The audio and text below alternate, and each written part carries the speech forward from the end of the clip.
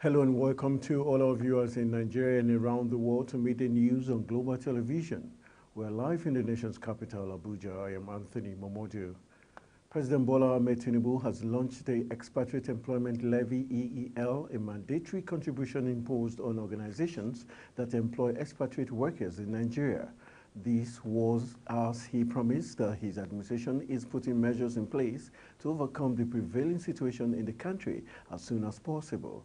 The president also stated that he was confident that the levy would improve revenue, indigenization, and balancing employment opportunities in the country. Tinubu, who described the initiative as a game changer, says it is important to know that the EEL is a contribution recently approved by the government, which will impose an effective timeline on expatriates working in the country to be able to train and develop Nigerians. The Vice President Kashim Shettima has inaugurated a newly constituted board of the National Hajj Commission of Nigeria, NANCON, with a call on the new management to introduce innovations that will improve Hajj operations in the country. Speaking during the inauguration at the Presidential Villa in Abuja, Shettima urged the members to synergize and bring fresh perspective to the operations of the Commission. The Vice President told the new members that serving on the NACON board was very important, given that Hajj is one of the 5 pillars of Islam. The Senate has approved President Bola Tinubu's request to sack the Federal Competition and Consumer Protection Commission Executive Chairman Babatunde Irukera. Tinubu, in a letter read at the plenary by the President of the Senate, Godswill Akpabio, says he was demanding the sack of Irukera based on inefficiency. According to the FCCPC Act, the President needs the approval of the National Assembly to sack the Executive Vice Chairman of the Commission. However, Tinubu had in January sacked Irukera and the Director General CEO of Bureau of Public Enterprises, Alexander Oko, with immediate effect. After deliberations, the request was put to a voice vote where the ayes had it and the President of the Senate hit the gavel.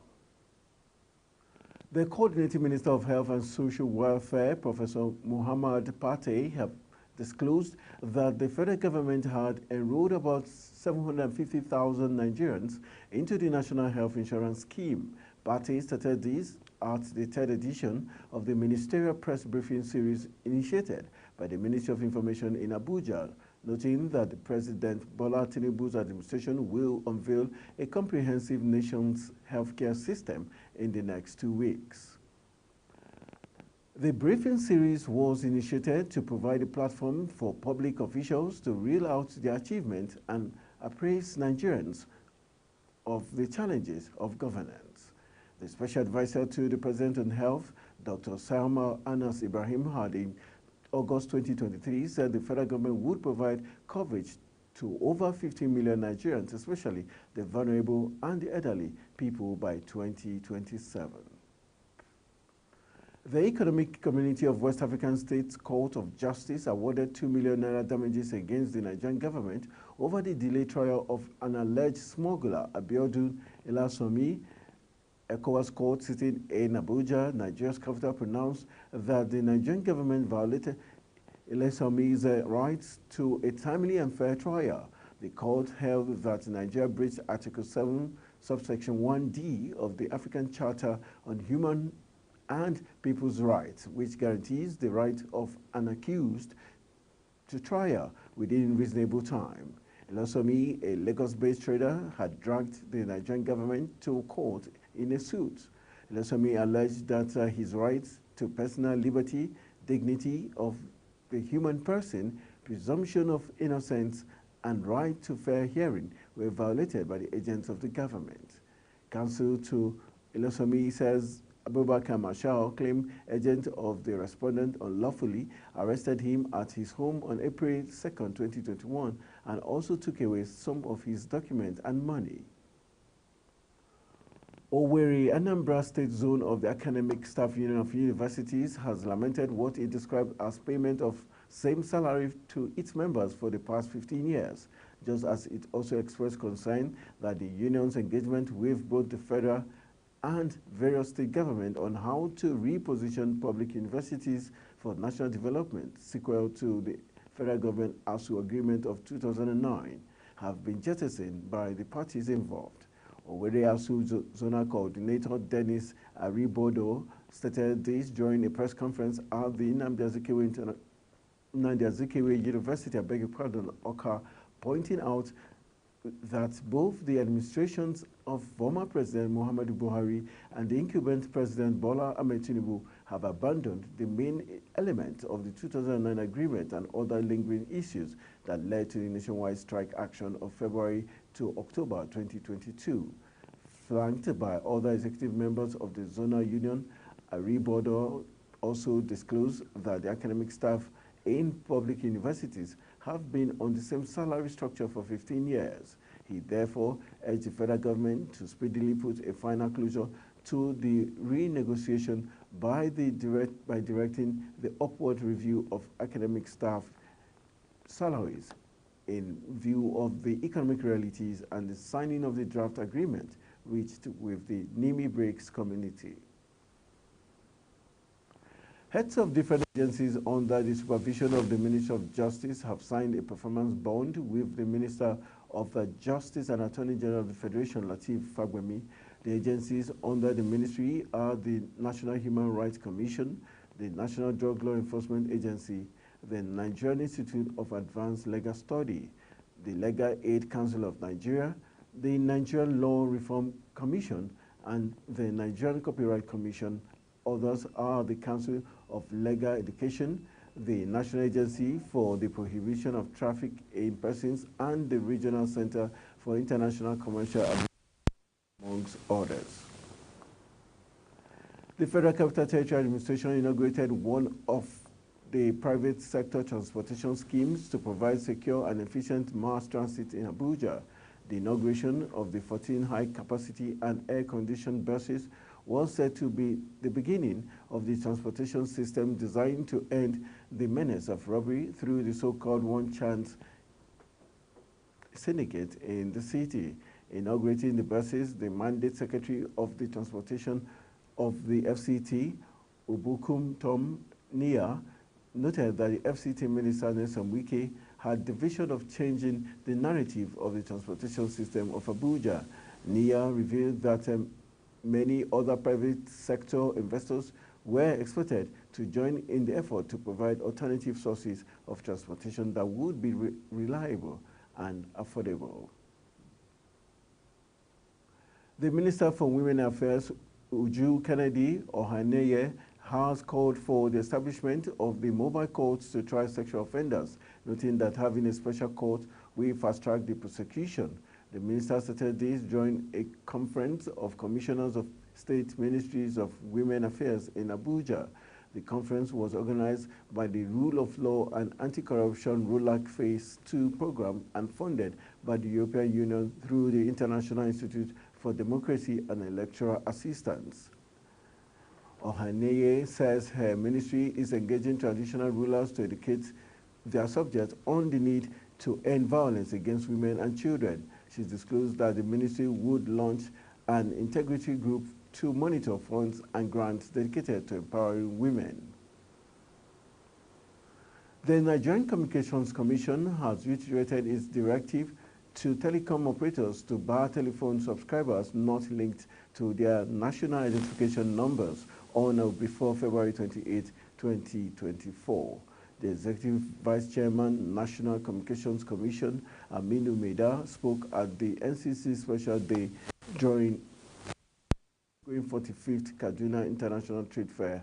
Maida, who was represented by Ruben Moka, NCC's Director of Public Affairs, insisted that as a matter of critical national security, telecom consumers must link their NIN to their SIM. He reaffirmed that the February 28 deadline given to telecom operators to bar subscribers who fail to link their NIN to their SIM stands.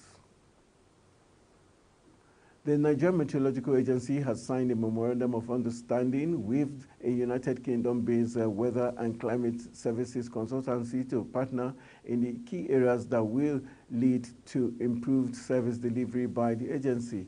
Speaking at the MOU signing, the NEMET Director General Charles Anosike said the partnership would further strengthen the agency's commitment to providing world-class weather and climate information services to Nigerians and the various industry sectors that it serves. Those present at the event include the Executive Director of the Legal Services of the NEMET, Shola Gabriel, and other staff of the agency.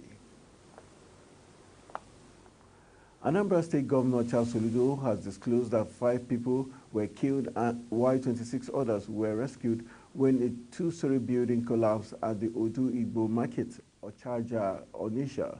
The governor spoke at the site of the collapsed building in Onitsha. According to Soludo, rescue efforts are still ongoing to save those still trapped under the rubble. The governor also stated that the state government will pay the medical bills of those receiving treatment in the hospital. He expressed deep condolences to families of those who lost their lives in the ugly incident.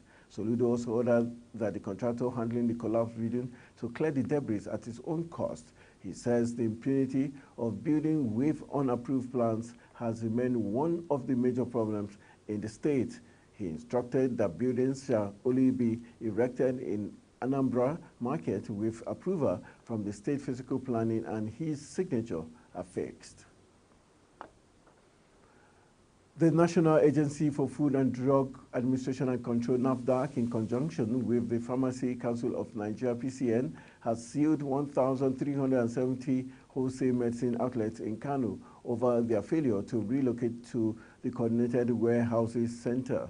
The outlets are those operating in the open drug market of Sabungari, Malankato, and Mekarami in Kano. The Director General of NAFDAC, Mojisola Adeyeye, made the disclosure while briefing newsmen in Abuja. She explained that the CWCs were established to address the chaotic drug distribution system in Nigeria, adding that the disorderly chain of movement of medicines in the supply chain from the manufacturer to the final consumer is inimical to the efficacy of pharmaceutical products and is the primary cause of substandard and falsified medicines in circulation. The National Drug Law Enforcement Agency, NDLEA, has announced the dismantling and arrest of members of an organized criminal organization that specializes in trafficking heroin across Nigeria, South Africa, Mozambique, Europe, and America. The executive officer of NDLEA, Brigadier General Mohammed Buba Marwa, who revealed this to journalists in Lagos, said they were arrested in a 12-day well-coordinated operation leading to the seizure of a single largest consignment of heroin at the Murtala Mohammed International Airport, Lagos. Sharon Ajay reports that the briefing is in line with the agency's policy of transparency in its renewed fight against drug traffickers. While giving a chronological brief on the operation leading to the single largest seizure of heroin at the Lagos airport, NDLEA boss reeled out that operative of the Murtala Mohammed International Airport Command intercepted a suspicious package at the Sako import shed of the airport's cargo terminal. The consignment was concealed in a 15 cartons of 2,300 watts metal cutting machine. Each carton was stocked with 3 blocks of high-grade heroin. In total, the NDLEA recovered 45 blocks of illicit substance with a total weight of 49.70 kg. After the discovery, the official of the NDLEA started with the arrest of the freight agent, whose name is Olowolagba Wasiu Babatunde. It turned out that he was hired for clearance service by Mat P Logistic, a company operated by one Mr. Kola resident in South Africa. The officials then conducted a follow-up operation at the company's warehouse in the Shogunle area of Oshodi, Lagos State, and arrested the warehouse manager, whose name is Ajayi Imole Moses. Thereafter, set up an ambush for the expected receiver of the consignment, who was duly arrested when he showed up for collection. The receiver, whose name is Adinu Felix Chinedu, confessed during interrogation that he is the main distributor for a drug syndicate whose membership is spread across Nigeria. He admitted that he usually conveyed the consignment to a dedicated warehouse located in Ayobo. The place served as a workshop where he would dismantle the consignment and remove the drugs from the machines. Thereafter, he would wait for a list of various recipients to be forwarded to him from South Africa by the head of the criminal group. The NDLEA boss said several days of surveillance on the hotel culminated in a raid operation on Monday, February 19th, in which another drug mole, Iboanugo Chukwuemeka Tengod, was found in possession of 2 parcels of 2.2 kg heroin with codes similar to the ones found on the seized drug shipment, bringing the total seizure to 51.90 kilograms. He further explained that the primitive actions so far taken against members of the syndicate include freezing a total of 107 bank accounts associated with 14 members of the cartel, as well as 119,582,928.31 naira found in some of the already traced bank accounts. He added that the hotel and a mansion linked to the head of the syndicate in Nigeria, Reginald Peter Chidebere, and another mansion linked to the head of the syndicate in Mozambique, Festus Ibewike, located in Agor Palace area, had already been marked for forfeiture to the federal government. While commending the synergy and support the NDLEA enjoys from other stakeholders like custom, the military, immigration, police, DSS, NSCDC, FRSC, NAFDAC, Aviation Security, AVSEC, and the media, as well as international partners, Marwa said the agency would relent in its offensive actions targeting drugs baron and their network. He says agency is resolved to end the reign of drug barons and disconnect Nigeria from the global drug trafficking network. Sharon Ajay reporting for Global TV News. Residents of Ibeno local government area have called out for help against the destruction of life and property meted on them by the people of Eket and Estate Eket local government areas under the aegis of the Coalition of Coastal Aboriginal Communities of Akwa Ibom. The call was a sequel to the invasion and attack on the Ibeno people by the members of the coalition. Verified information has it that before a team of policemen and other security agencies could intervene and stop an arson attempt on the mobile filling station along the QIT Road, Ibeno, owned by one Samuel Ekpeyon, the invaders killed 3 persons, maimed many others, and burnt down over 24 houses, including Foursquare Church in the Iwuchan, a community in Ibeno. The Nigerian police force declared that most kidnap cases in the country were fake or stage-managed. The force public relations officer Muyiwa Adejobi made this declaration during the presentation of the gold medal to the winner of the Archery and Kickboxing of the 14th edition of the Biennial Police Games tagged Oloriere 2024 held at the Ileje Resort Hotel. He explained that the security challenges in Nigeria are not as bad as most Nigerians believe, adding that most Nigerians believe what they see on social media, which is being regenerated and recycled as current issues. The Chief of Defense Staff, General Christopher Musa, says the Nigerian military is deploying more non-kinetic methods in light of the effectiveness in combating terrorism and other security challenges in the country. The CDS started this at the one-day seminar with the theme Civil-Military Relations, Non-Kinetic Effort of the Nigerian Military in Security Management, Challenges and Prospects, organized by Defense Correspondent Association of Nigeria. Kikeloma Okere tells us more.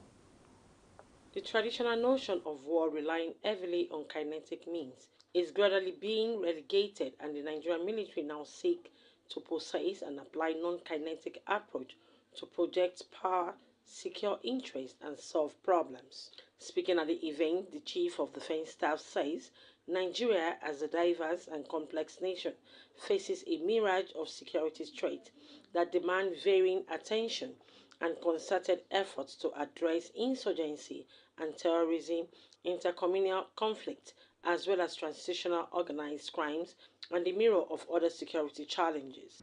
The armed forces of Nigeria, being the key driver in countering the myriad of security threats nationwide, has sustained non-military and soft strategies as a means to an end of these multifaceted threats. As Chief of Defense Staff, I'm highly aware of the multidimensional challenges that confront our nation in the domain of security. Nigeria, as a diverse and complex nation, faces a myriad of security threats that demand our unwavering attention and concerted efforts to address.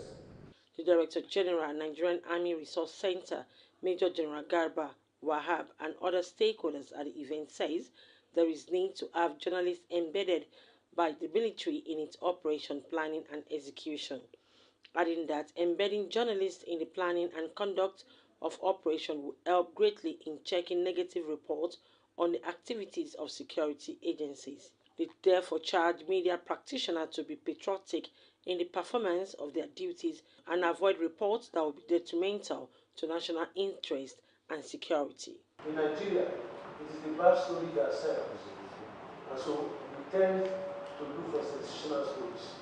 And if you don't communicate, you cannot expect cooperation, you cannot expect collaboration. It's going to be difficult. And once those three things are absent, coordination becomes very, very difficult. And that's the major fact. Is the security situation in Nigeria. Talk about security. When we talk about the situation of war, we all have a role to play. I believe that this gathering gives us an opportunity to x-ray what the military is doing. I want to continue to appeal to you to please apply lots of restraint when you are handling your jobs. We are all Nigerians. I'd like to sincerely thank you and commend you for the unwavering commitment of keeping the public informed, just like General Gusau has said, against all odds. Practicing journalism in Nigeria, especially covering the defense bit, has a lot of risks and safety consideration. But against all that, you have been there to ensure that the well-being of the Nigerian society and the world is informed. Earlier in his remark, Decan President Ismail Musa says the theme of the event is aimed to reshape participants' minds towards effective service delivery, adding that the seminar is geared towards educating members of defense correspondents and the public about the ongoing soft approach adopted by the military in the quest to further secure the nation. The armed forces of Nigeria, being the key defense entry countering the myriad of security threats nationwide, have sustained non-military and soft strategies as a means to putting an end to the multifaceted threats. Kike Lomo Okeri, Global Television News. You're watching Midday News coming to you live from Nigeria's capital, Abuja. We're on StarTimes Channel 276. Kindly follow us on all social media platforms using @Global TV NG and other handles now showing on your screen. When Midday News returns, Army uncovers 40 wells where oil thieves fetch crude oil. These and other stories coming right after this break. Do stay with us.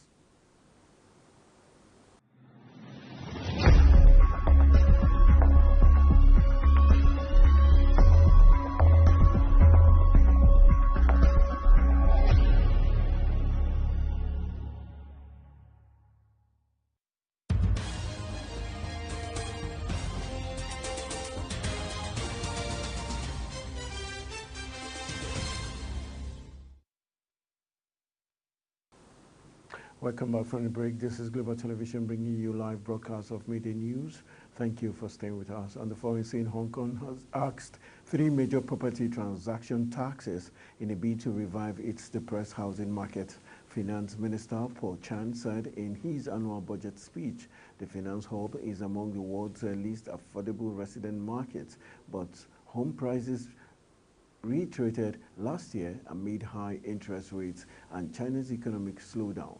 Chan said Hong Kong immediately scrapped 3 types of stamp duty, reversing measures introduced more than a decade ago to rein in speculation fueled in part by mainland Chinese buyers.